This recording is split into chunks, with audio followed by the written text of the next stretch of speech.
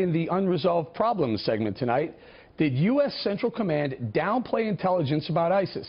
According to a scathing report from a House GOP task force, intel gathered by Central Command was purposely manipulated, all to paint a more optimistic picture about the U.S. military's progress in the fight against ISIS. Congressman Mike Pompeo, a member of that task force, detailed its findings. What became very clear was that senior analysts were providing data up to the very top of the intelligence community inside of CENTCOM, and they were changing that data. They were politicizing it, manipulating it, making it look like America was being more successful against ISIS than we really were. And the results of that for our soldiers on the ground are potentially deadly. If we don't understand what's really going on, you can't fight this war properly. They were manipulating intelligence in a way that put our soldiers, sailors, airmen, and Marines at risk.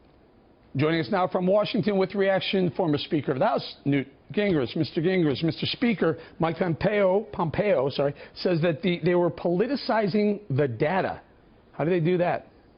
Well, I mean, to set the stage, remember that you had 50 career analysts, 50, sign a letter saying that they had been pressured to give false information, making ISIS look weaker and less effective than it was. Now, I mean, think about that implication. You have 50 people who are paid professionals who are telling you that the power structure above them wanted only good news, even if it was a lie. I think in part this is the natural result of an administration which has been lying at every level, from you get to keep your doctor, you get to keep your insurance, $400 million in cash is not a ransom payment. Hillary Clinton did not, in fact, lie about Benghazi. I mean, at every level, the Obama administration culture and the Clinton culture has become dishonest. What's frightening is it's now penetrating the career military, and you're beginning to see symptoms of the same corruption, which is very dangerous for our national security and very dangerous for our safety. If we're being lied to by the people who are supposed to be protecting us, then what's the ground truth? How do you base policy on anything real? You can't. Maybe that's the reason you hear things like President Obama saying, oh, ISIS is the JV team, or they're on the run. I don't know. Maybe he didn't even know. Maybe whoever's forcing these 50 to politicize the data is telling the president, don't worry, it's working, Mr. President. You know, what you can't tell is how much of this is driven by Clinton and Obama and others putting pressure downward to say, bring me good news, and how much of it is driven by people in the middle, excuse me, who think that they're somehow pleasing the president, that'll improve their career, that they'll get promoted faster. Yeah, but Mr. Speaker, when you downplay the data or politicize the data, you put people in harm's way, because you're not, if you make it look like things are working out, as a commander-in-chief, you don't push more assets to help out. You don't push more assets to help people who may be struggling or may need more security in a consulate in Libya.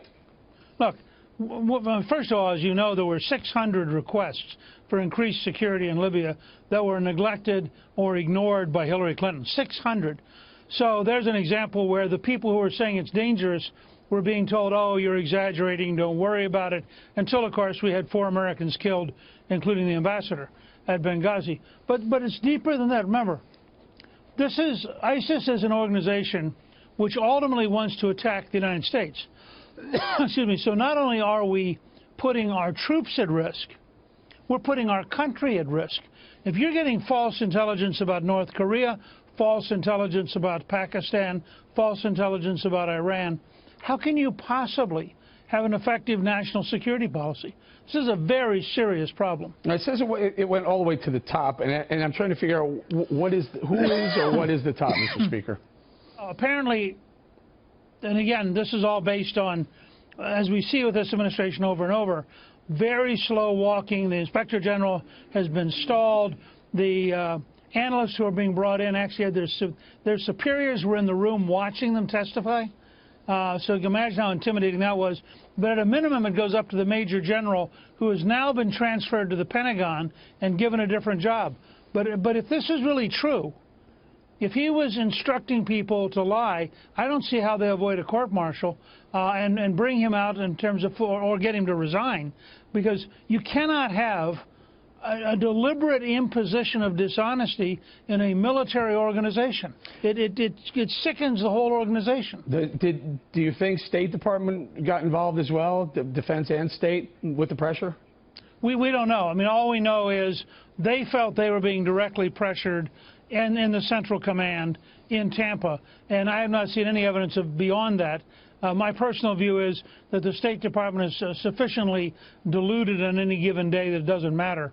They have their view of the world is so out of touch with reality that they don't have to actually instruct anybody to give them false information. Mr. Speaker, why now? Why are we hearing about this in 2016 when this was, you know, it's a while ago? Well, I think what's happened is these 50 professionals filed the letter, waited for something to happen. Nothing happened. They then became whistleblowers. And so you now, and again, it's pretty hard. If it was 1 or 2 or 3 people, I'd say, yeah.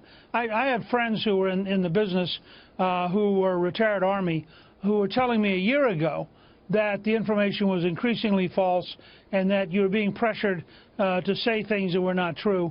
Several of them, in fact, retired because they simply refused to give false information. So it's been going on for a while. My guess is it got worse, and you now have a large enough block. It's pretty hard to say 50 people came together as professionals, and all 50 are telling you a falsehood. Mr. Speaker, we're going to leave it right there. Thank you very much, sir. Thank you.